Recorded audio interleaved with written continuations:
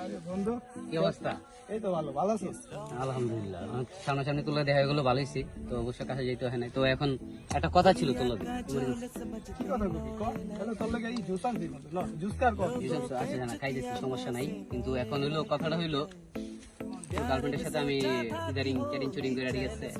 তোকে কথা কস তোরা। ফেসবুক কথা হয় এবং পছন্দ করে আমার অনেক অনেক লাইক করতেই পারে, তুই আমার বন্ধু না, দোস্ত, সমস্যা নাই। সমস্যা কি? কি হইছে? তুই জুস খা, তোর লাগে জুস আনছি, জুস খা না। জুস কার কথা কর। আর কি হইছে? পরে কি হইছে? কাহিনী হলো, এখন সে আমার অনেক পছন্দ করে, ঠিক আছে।